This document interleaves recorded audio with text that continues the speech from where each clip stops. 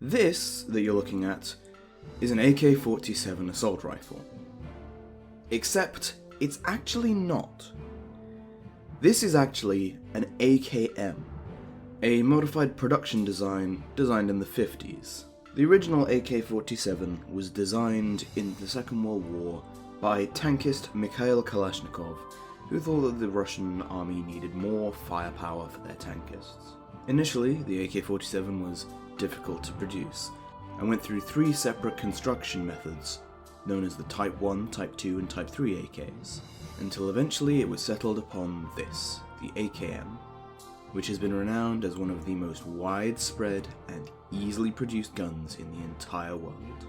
With an estimated 72 million rifles in circulation across the world, having been issued to at least 75 countries, including Afghanistan, Albania, Ethiopia, India, Iran, Iraq, and others.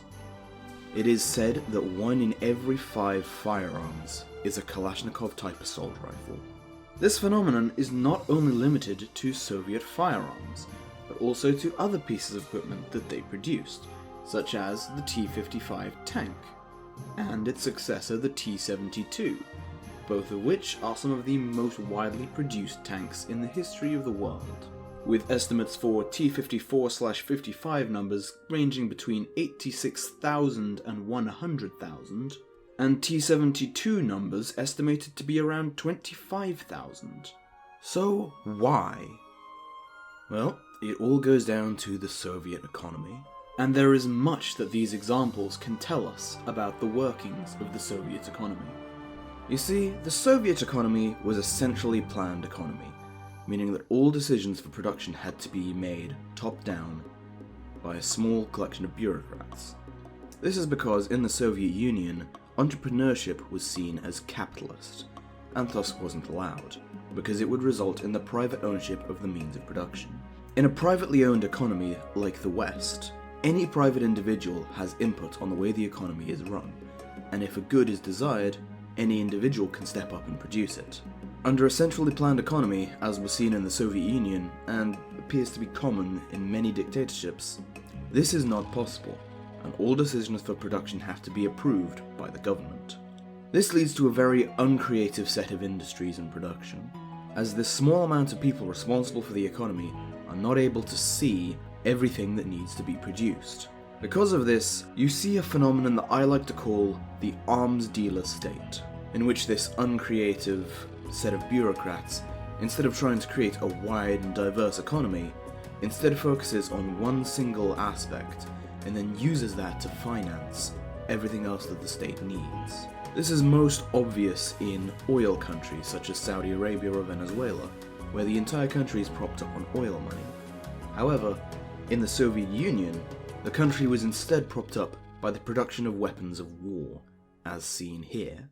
During the Second World War, the Soviet Union focused a huge amount of its centrally planned economy on the production of weapons. However, when the war ended, this didn't immediately go away. Because the economy is centrally planned, the demand for these weapons didn't immediately cease when the war ceased, and the central government saw no reason to cancel it, as they believed that they would always be at risk of imminent war with the capitalists. It is believed that this is one of the main contributing factors to the fall of the Soviet Union, as was recognized by Ronald Reagan when he deliberately created an arms race to fuel Soviet arms buildup. In American politics, much is said of the term military-industrial complex, the belief being that the companies in charge of military production are so powerful and so determined for continued profit that they would start up extra wars in order to ensure that they could continue to sell their wares to the state. Figures like that 20% of government spending goes onto weapons of war in the US. However, in the Soviet Union, almost the entire state was a military-industrial complex, in which the bureaus that produced weapons of war would continue to demand for increased production. By the time the Soviet Union fell in 1991, 20% of its gross domestic product went into the production of weapons of war. This is not 20% of government spending. This is 20% of gross domestic product. 20% of all of the work done in the Soviet Union was related to the production of arms.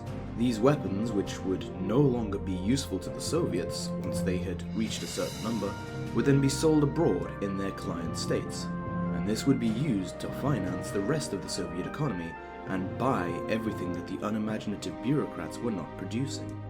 One particularly stark example of this was the deal struck with PepsiCo.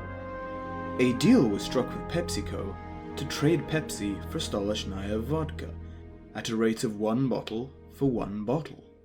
The reason for this was that the Soviet ruble was deliberately created so that it had no value outside of the Soviet Union. Vodka was simply chosen as it was an appropriate analog to Pepsi. However, when the Soviets were no longer producing enough vodka to ship abroad, but still wanted to pay for their Pepsi habit, they instead paid with the thing that they always used to pay for things: weapons of war, and sold PepsiCo a number of destroyers and attack submarines, which PepsiCo promptly scrapped for profit. The phenomenon of the arms dealer state is certainly not one restricted to the Soviet Union. It is also common to other states, most notably in modern day, the People's Republic of China. The difference being that the industry which China chose to specialize in was not the production of weapons of war, but instead of construction. This is one of the reasons why so many places in China in the last 20-30 years have sprung from tiny fishing villages into metropolises. But the supply for construction is now outstripping demand, forcing the Chinese economy to send its workers abroad to places like Djibouti and to Sri Lanka to help production of new facilities there. This is often accused by those in the West as being part of debt trap diplomacy, that it is a deliberate attempt to put third world countries in debt to China and to force them into concessions. However, the reality is, it's just the simple overflow of industry.